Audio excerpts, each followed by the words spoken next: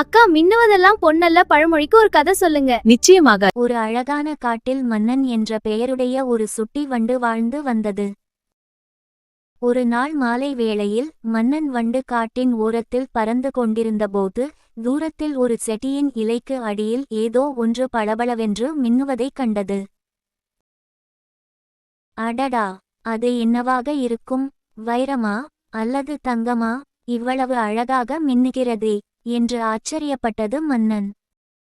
உடனே அந்த பொருளை அடைய ஆசையுடன் வேகமாக பறந்து சென்றது. வழியில் அதன் நண்பன் வண்ணத்துப்பூச்சி மின்னல் குறுக்கே வந்தது. மன்னன், எங்கே இவ்வளவு வேகமாகப் போகிறாய் என்று கேட்டது மின்னல். நண்பா, மின்னுவதெல்லாம் பொன்னல்ல, அவசரப்படாம மெதுவாக சென்று பார். ஆனால் மன்னன் அதை கேட்கவில்லை. நீயும் வருகிறாயா?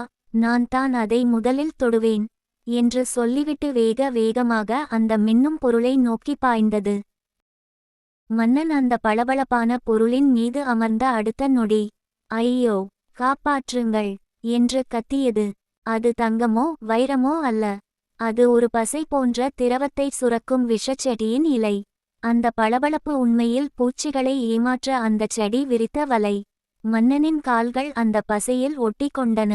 மின்னல் விரைந்து வந்து தனது மெல்லிய சிறகுகளால் லாவகமாக மன்னனை அந்த பசையிலிருந்து விடுவிக்க உதவியது.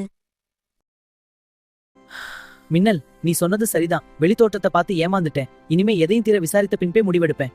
ஒரு பொருளின் வெளித்தோற்றத்தை வைத்து அதன் தரத்தை முடிவு செய்யக்கூடாது. உண்மையான மதிப்பு அதன் குணத்தில்தான் இருக்கிறது.